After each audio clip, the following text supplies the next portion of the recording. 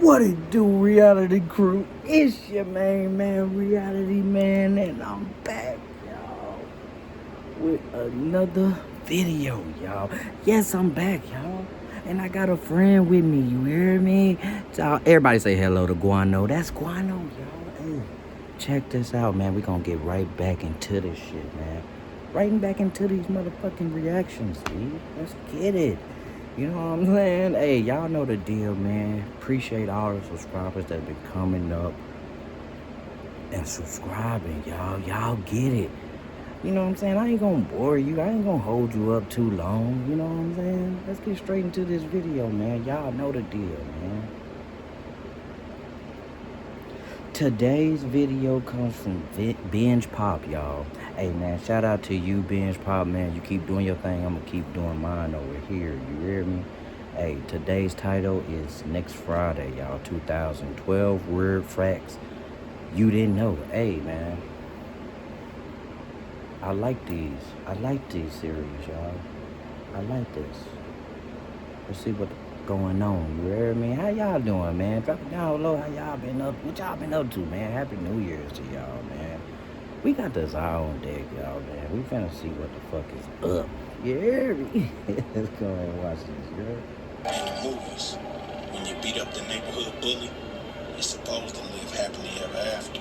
The star who made the first movie iconic walked away. Critics were already sharpening their knives. The setting changed, the vibe shifted, and the studio knew they were gambling with lightning in a bottle. On paper, this sequel should have collapsed. Instead, it became the biggest hit in the entire franchise. Behind the jokes and chaos was a movie held together by risky casting, last-minute rewrites, and a rapper learning fast how hard it is to run Hollywood. These are 12 weird facts about Next Friday. The sequel nobody trusted, and audiences refused to let fail.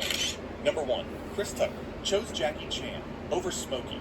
Remember when Chris Tucker's Smokey was the whole vibe of Friday? The energy, the one-liners, the panic-inducing paranoia every time Big Worm drove by? Yeah, Ice Cube remembers too. So when it came time to make Next Friday, Cube called Tucker and said, "We're doing a sequel."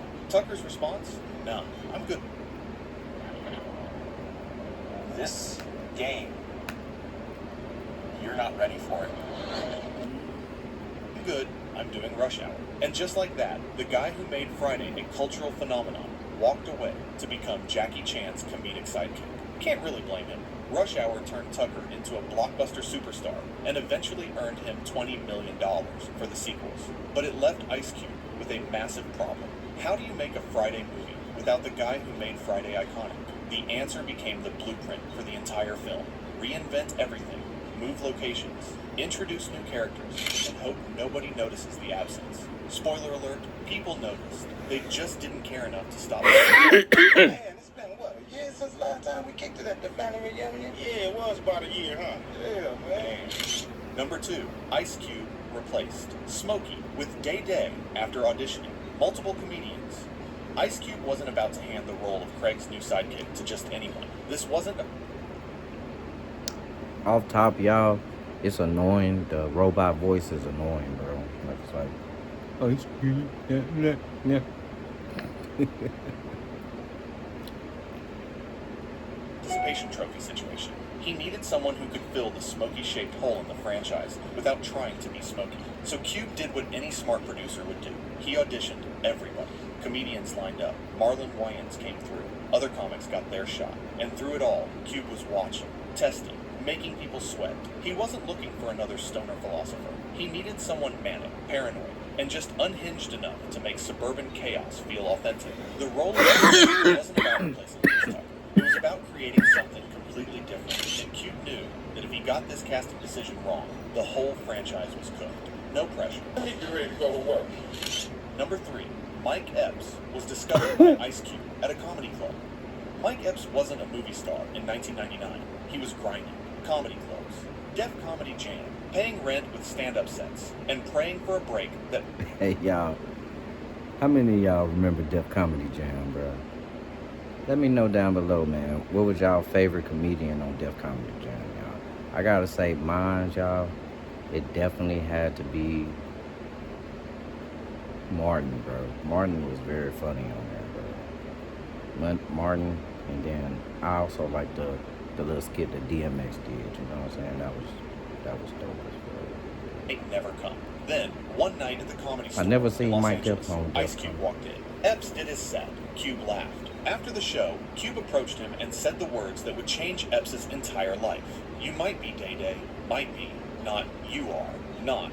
The role is yours, might. Because even after Cube spotted the talent, Epps still had to prove himself through weeks of auditions, while Cube brought in other comedians to keep him honest. It was a test, and Epps later admitted he was so nervous on set that when they filmed his first scene, nobody laughed. Not the crew, not John Witherspoon sitting on a crate watching. Nobody. Epps panicked and told Cube, "Man, they ain't laughing." Cube's response, "It ain't time. I'll let you know when it's time to be funny." That's cold and brilliant. The scene that finally won everyone over, the record store meltdown where Day Day loses his mind over a customer complaining about a CD. Epps went off. The cast cracked up. John Witherspoon nodded approval. And just like that, a 2-decade film career was born. That one Comedy Store set launched everything. Hangover movies, Resident Evil sequels, 3 more collaborations with Ice Cube. All because Cube happened to be in the audience on the right night. Number 4. Critics destroyed the movie, but audiences made it a hit. Let's be real. Critics hated Next Friday. And we're not talking polite disappointment. We're talking scorched earth reviews. Rotten Tomatoes gave it a 22% critic score. The Boston Globe called it witless and predictable. USA Today said the humor was as fresh as the air left behind whenever John Witherspoon uses a toilet. That's not a review. That's a roast. But here's the thing. Critics didn't count on it.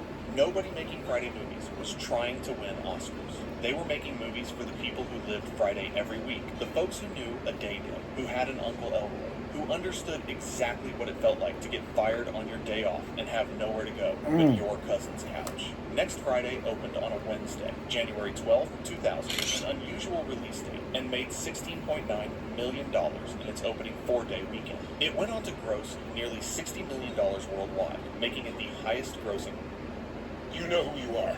You're the person that never fit in. I know Next The person Friday that made never so says much it's good money, enough, man. you say no, it's Every not. single movie, You see everybody else settle they and was you making refuse money. to. You know what I'm There's saying? something inside of you that just Just from that first one, Friday y'all. movie ever. First The one franchise set that it started off. with a But $3.5 to tell you million the truth, budget bro, just proved sequels could every print money single without Friday, critical bro, approval. it got Critics funnier, can bro. write whatever they want. The box office wrote back, "We good." Like I was saying, every single Friday, bro, got funnier, bro. Had me in there like, I'm not even playing, y'all. The whole movies, right? Number 5, Tommy Debo, Lister, appears shockingly little. Debo is the villain of Next Friday. The entire plot hinges on him. He escapes from prison in the opening scene. He spends the whole movie hunting Craig. The threat of Debo is everywhere, except Debo himself. Tommy Tiny Lister Jr. is on screen for maybe 10 minutes total, and it's genius. Because the movie doesn't need Debo constantly stomping through scenes to make him terrifying. The idea of Debo is scarier than Debo. You're watching Craig navigate suburban chaos, lottery broke relatives, psycho gang members next door, his baby mom, all while knowing Debo's coming. The tension builds, and when Debo finally shows up at the climax, ready to shoot Craig with an AK-47, he immediately gets bitten by a pit bull and arrested. It's anticlimactic and hilarious and perfect. Lister built a whole career playing intimidating tough guys, but Next Friday proved he was just as effective as a looming threat you barely see. Sadly, Lister passed away in 2020, another legend gone. Number 6, son. the DVD Lister. menu uses stills from a scene that man. isn't on the disc. This is the kind of 2000s DVD chaos. That guy was a hell of an actor, man. Seen him in a lot of movies, man. And he even had roles that brought wittiness to it. You know what I'm saying? Hell of an actor. It makes you wonder if anyone was actually paying attention. When Next Friday dropped on DVD in June 2000, the menus used production stills from a deleted scene. You know the one. Stanley, the neighbor from the first movie, meeting with a realtor and some woman in Rancho Cucamonga. The stills are right there in the menu. You can see them every time you navigate to play the movie. Check the special features. I was one of them people. It was like Rancho Cucamonga. Hold on. That place real?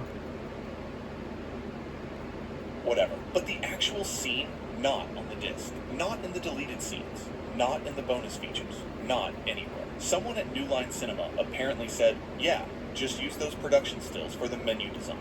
And nobody asked the obvious follow-up question. Should we, include the scene? It's been 25 years. Fans have been hunting for that footage since DVDs were the future. It's still missing. Somewhere in a New Line vault, there's a reel of film nobody bothered to digitize.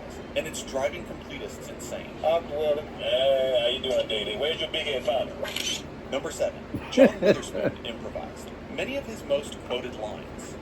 John Witherspoon's Mr. Jones is the secret MVP of Next Friday. Every scene he's in, he's complaining about something. Dog poop on his uniform, fleas and ticks, bad restaurant service, urgent messages that don't exist. And here's the thing, most of it wasn't in the script. Ice Cube gave Witherspoon the freedom to riff, and Witherspoon, who'd been doing stand-up since the 1970s, just went off. The scene where Mr. Jones yells at Uncle Elroy about the fake phone message, improvised. The bit where Elroy points out the dog poop on Willie's uniform and Willie panics about sitting on the couch, improvised. Witherspoon's delivery was so naturally funny that the crew learned to keep cameras rolling and let him cook. Some of the most quoted lines in the movie came from a 60-year-old comedian who'd been perfecting his grumpy dad routine for decades. Witherspoon passed away in 1977, and Ice Cube publicly blamed Warner Bros. For not greenlighting Last Friday. The cast was still alive. We'll never get another Mr. Jones, and that hurts.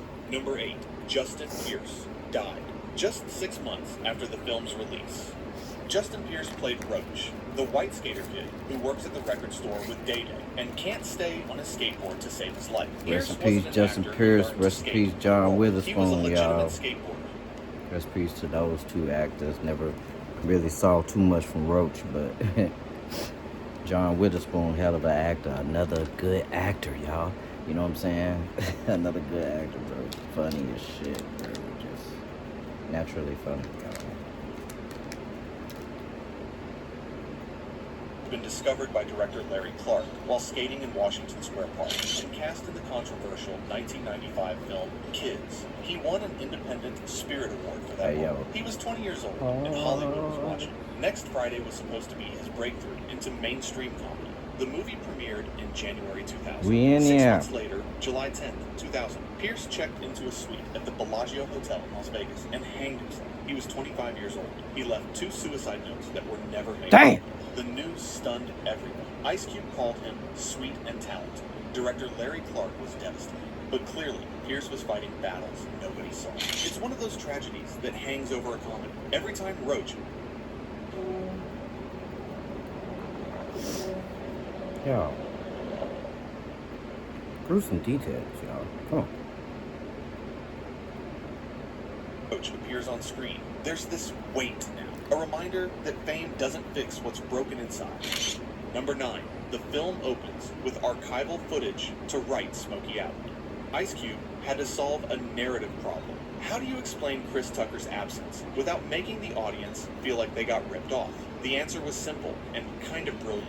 The movie opens with archival footage of Smokey from Friday, Chris Tucker hitting his iconic lines, looking exactly like we remember. Then, Ice Cube's voiceover kicks in. Smokey's in rehab. That's it. 3 words. No drama.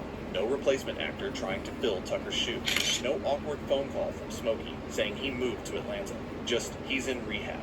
Moving on. It's the cinematic equivalent of My Girlfriend Goes to Another School, except it actually worked. The audience got it. Smokey was a functional drug addict in the first movie. Of course he's in rehab. It made sense. And by using actual footage, instead of pretending Smokey never existed, the movie acknowledged what everyone loved about Friday, while making it clear this was a different story. Respect to Ice Cube for not trying to gaslight the audience. Number 10. Ice Cube wrote the entire script alone.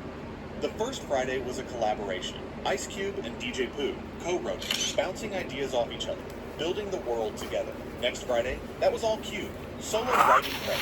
It shows. Not in a bad way.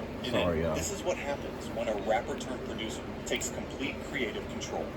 Cube wrote every joke, every character, every plot twist. He also produced the film, supervised casting, and had final say on everything from the soundtrack to the marketing. It was exhausting, and it was a test. Could Ice Cube carry a franchise on his own? Could he write a sequel that worked without his original co-writer and without Chris Tucker? The answer was yes. Next Friday made nearly $60 million. But Cube also learned something important. Producing is harder than rapping. You can't just write 16 bars and walk away. You have to see it through from script to screen to box office. And if it fails, there's nobody else to blame. Boy, that woman gonna be the death of me one day, you watch. Number 11. Next Friday was the first film produced by Cube Vision. This wasn't just another Ice Cube movie. This was the birth of Cube Vision, Ice Cube's production company.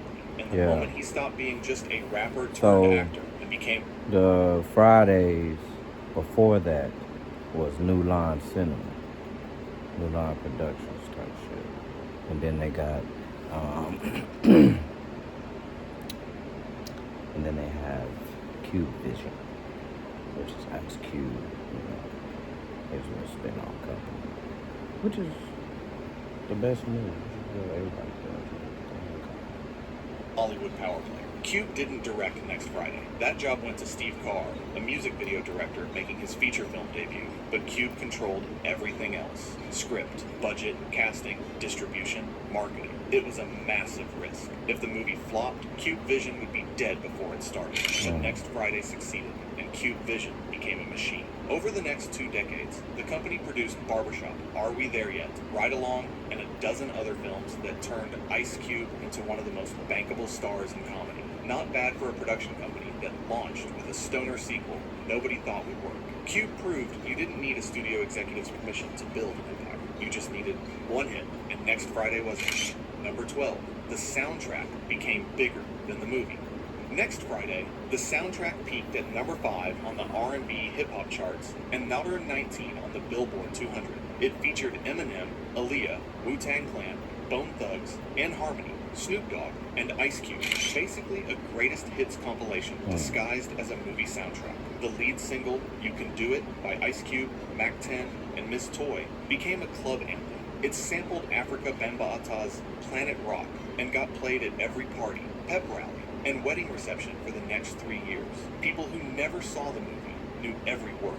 The soundtrack outlived the film's critical reputation and became one of those CDs everyone owned in 2000, whether they'd actually watched Next Friday or not. And here's the wild part. The soundtrack made more cultural impact than the movie itself. Critics trashed the film. Audiences loved it. But the music transcended all of it. 25 years later, You Can Do It still hits at cookouts. The movie became a cult classic. The soundtrack became immortal. Bonus fact, Ice Cube refused to recast Smokey out of loyalty to Chris Tucker. When Chris Tucker walked away, Ice Cube had a choice. He could recast Smokey with another actor and pretend nothing changed, or he could respect Tucker's decision and build something new. Cube chose loyalty. He didn't badmouth Tucker in interviews. He didn't try to replace him with a knockoff. He acknowledged Smokey's absence, wrote him out cleanly, and moved on.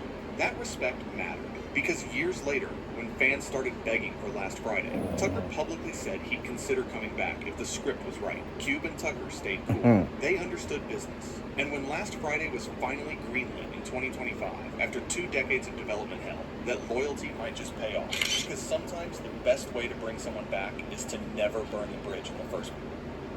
I mean, but in all hindsight, you know what I'm saying? What's Friday without weed, y'all? Come on. Somebody tell me. I thought that was the main concept right there. I don't know. Y'all, we gotta have the marijuana on Fridays, y'all, for real. Gotta have the marijuana. I hope Chris been practicing. You hear me, bud? It didn't chase critics. It didn't replace what was missing. It took the hit, made the pivot, and doubled down on chaos, character, and culture. A movie built without its breakout, Star somehow became the franchise's biggest success, launching careers, soundtracking an era, and turning Ice Cube from rapper-actor into a full-blown Hollywood power player. It's messy, it's loud, it shouldn't work, and that's exactly why it does. Alright, y'all. Another video down in the books. Hey, man, tell me how you like that video, man. Did anything surprise you? I feel like, man, Friday been around for so long, y'all. We pretty much know everything about Friday, y'all, right? You know what I'm saying? It's not too much that it surprised me, y'all. I can't say that it was too much surprise me. Pretty much knew everything. But anyway, y'all drop a comment down below. Like this video, y'all. Get this video up to likes. If you haven't subscribed, make sure you subscribe. It's a free button down below, y'all. Just make sure y'all tap that bitch. Hey. Until the next one, y'all. Happy camping, y'all.